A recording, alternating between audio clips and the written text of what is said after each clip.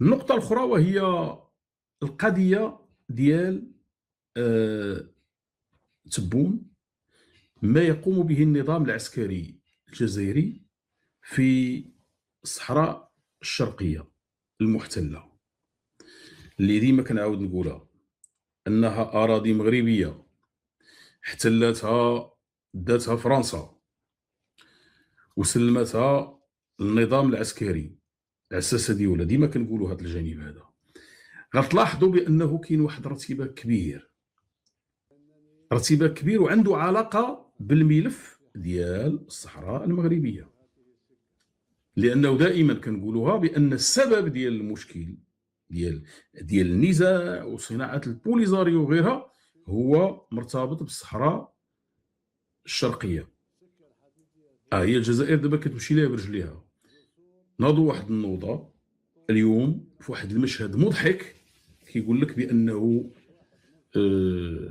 تبون، وانا اشك، انا لحد الان اشك الناس اللي كيعرفوا يفحصوا شويه الصور والفيديوهات يشوفوا، انا اشك في هذاك الفيديو لانه كيبان بانه ملفق ما مكاتش، وماشي هذه اول مره كيديروها.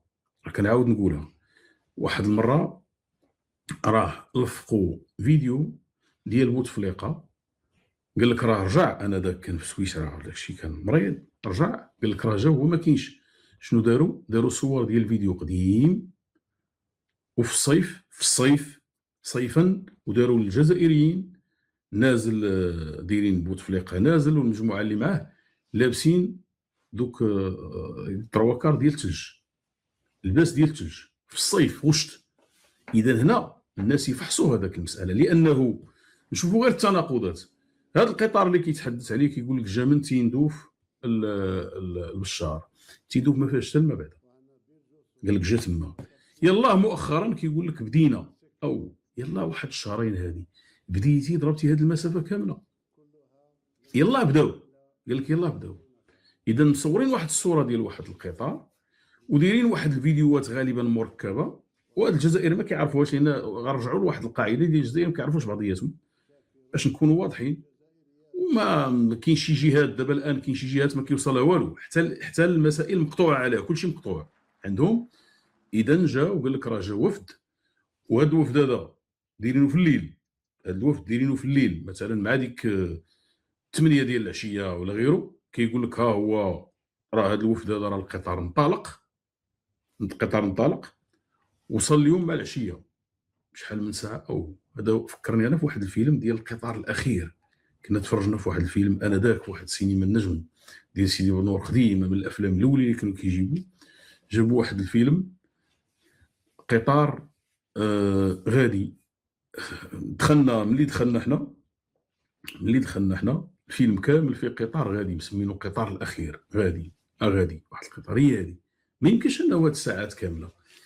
ثم الصور كما قلت انها مفبركه، ولكن علاش هذا الاهتمام؟ علاش هذا الاهتمام بالشهر وتيندوف في هذا الوقت هذا؟ علاش هذا الاهتمام؟ وبداو داروا واحد الأكذوبة، قال لك بانه غيوصل لوهران، قال لك راه خلال اليومين المقبلين غيوصل لوهران. ما شنو هذا؟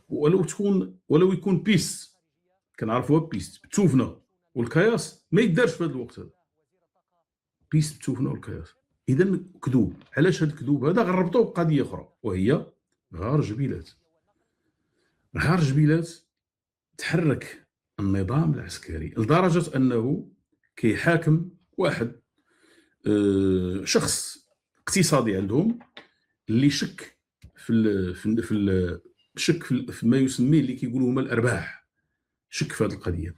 ولكن هنا الا بغينا نربطوا بين هذه القضيه ديال القطار وبين غار الجبيلات، عندها علاقه بالملف ديال الصحراء المغربيه، عندها علاقه بمعنى ان النظام العسكري كيجري باش يحاول انه يسبق ما يطرحش هذا الملف هذا ديال الصحراء الشرقيه، كيحاول يسبق. عرف بانه الملف ديال الصحراء المغربيه صافي، اذا كيحاول الان انه يمشي ويعمر هذه المساله. المنطقه ظلت مهمشه وكيعتبروهم الناس بالشرق كيعرفوا هذه القضيه، كيقولوا لهم انتم مغاربه وما عمرهم استفدوا من شي حاجه نهائيا. دابا الان بداو كيهضروا على هذه المنشات هذه، كيهضروا على هذا الجانب ديال المنشات. الجانب الثاني هو ديال غار الجبيلات. غار الجبيلات لدرجه انهم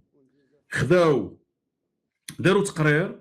شكون دار هذا التقرير؟ دار عن طريق الذكاء الاصطناعي، وقالوا فيه بانه ما يمكنش ان غتنوض في واحد الوقت، غتنوض من وراء زياره ديال مسعد بولس. ربطوها بهذه المساله هما، من وراء زياره ديال مسعد بولس خرجوا واحد التقارير كيقول لك بانه الجزائر، قال لك جميع المراكز الامريكيه كتقول لك بان الجزائر عملاق الحديد في افريقيا. جايه، كيقول لك جاي هذا العملاق، جاي هنايا. هذا الخطاب لمن موجه؟